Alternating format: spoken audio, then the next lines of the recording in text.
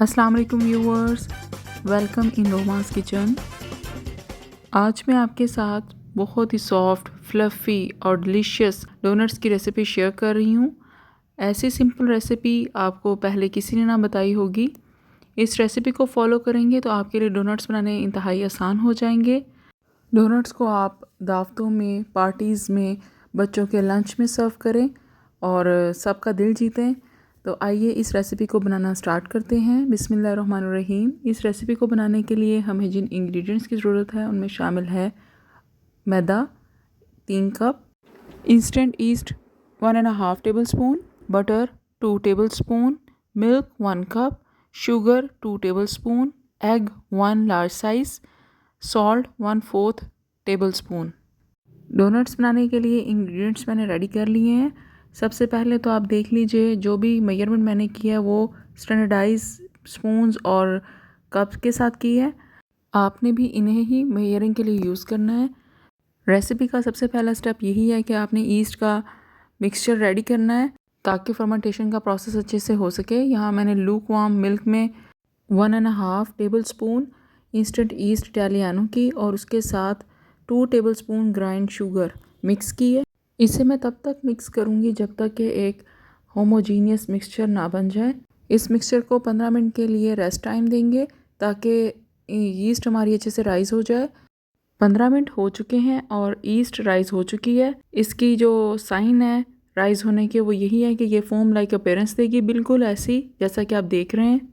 Donuts बनाने के लिए ये प्रोसेस सबसे अहम प्रोसेस है क्योंकि अगर आपकी ईस्ट अच्छे से राइज़ नहीं होती तो आपके डोनट्स अच्छे नहीं बनेंगे। डोनट की डो प्रिपेयर करने के लिए 3 कप्स फ्लोर को मैंने 3 टाइम्स स्ट्रेन किया है और उसमें से 2 और 3/4 कप फ्लोर मैंने बोल में शिफ्ट कर लिया है। अब मैं इसमें शामिल कर रही हूँ इंस्टेंट ईस्ट मिक्सचर।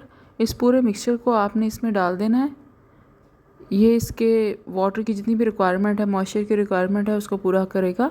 इसके साथ ही मैं इसमें शामिल कर रही हूँ 2 टेबल स्पून बटर। ये मैंने मार्केट से परचेज़ किया, आप चाहें तो होममेड भी यूज़ कर सकते हैं। अब मैं इसमें शामिल कर रही हूँ नमक और इसके साथ ही इसमें जाएगा 1 अंडा। इस रेसिपी को देखकर आपको अंदाज़ा हो रहा होगा कि इस रेसिपी को फॉलो करना इंतहाई आसान है। इसमें कोई हार्ड एंड फास्ट रूल नहीं है कि आपने अंडे को पहले बीट करना, अच्छे से फोम बनाना है, या पहले दूध डालना है या मक्खन डालना है। इसमें कोई ऐसा ट्रिक नहीं है। बहुत आसान रेसिपी है। आप आसानी से घर में फ़र्स्ट टाइम अटैम्प्ट में ही बेहतरीन डोनट्स तैयार कर लेंगे।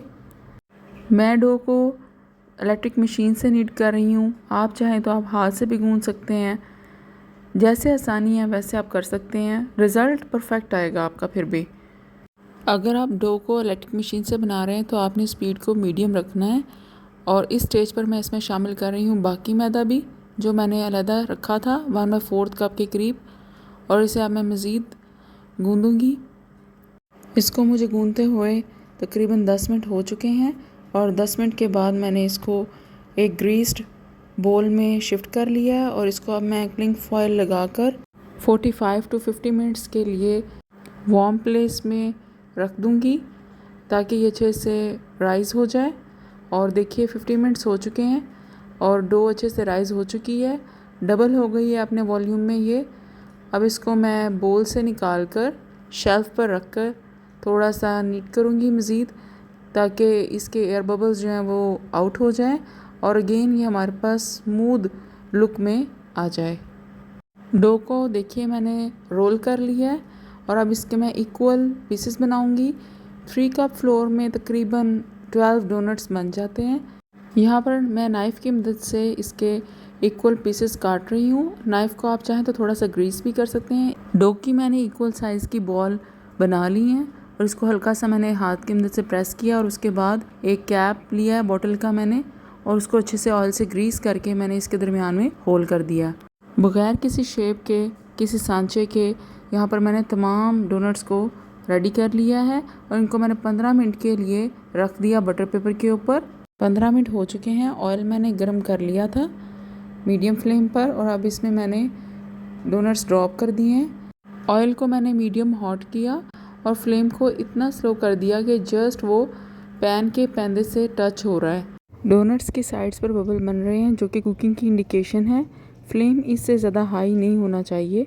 और डोनट्स को मैंने बटर पेपर पे इसलिए प्लेस किया था क्योंकि अक्सर इसको जब उठाया जाता है पैन में डालने के लिए तो ये मोस्टली डी शेप हो जाते हैं। इस तरह से डी शेप भी नहीं होंगे और बटर पेपर आसानी से उतर भी जाता है ऑयल में जाते ही। डोनट्स को फ्राई होते हुए तकरीबन हाफ मिनट हो चुका है और इसके एजेस आप देख रहे होंगे हल्के हल्के गोल्डन हो गए हैं, इसलिए मैंने इनको फ्लिप कर दिया है और बटर पेपर जो है वो मैंने सेपरेट कर लिया इससे। इसी तरह से मैं तमाम डोनट्स को फ्लिप कर दूंगी और बटर पेपर को निकाल लूँगी बाहर। डोनट्स देखिए यहाँ पर फ्राई हो रहे हैं, कलर कितना खूबसूरत आ रहा है इनका। अब ये फुली फ्राई हो चुके हैं और मैं इन्हें डिश आउट कर रही हूँ वन बाय वन। इसके साथ ही मैंने डोनट्स का सेकंड बैच भी डाल दिया है और तमाम डोनट्स को मैं फ्राई करके निकाल रही हूँ। देखिए तमाम डोनट्स फ्राई हो चुके हैं और इन्हें मैंने डिश आउट कर लिया है। डोनट्स सॉफ्ट भी बहुत बने हैं, फ्लफ़ी भी, और कलर भी बिल्कुल सही आया है इनका।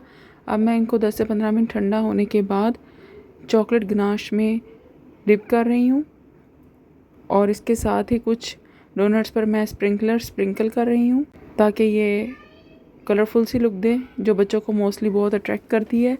और कुछ डोनट्स को मैंने सिंपल ग्राइंड शुगर में रोल कर लिया है।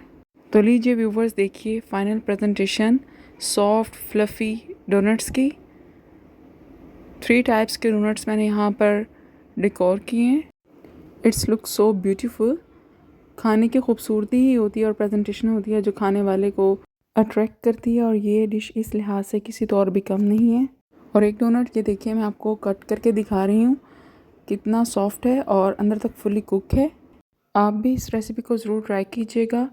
रेसिपी अच्छी लगे तो वीडियो को लाइक कीजिएगा, फैमिली एंड फ्रेंड्स के साथ शेयर कीजिएगा, मेरे चैनल को सब्सक्राइब कीजिएगा।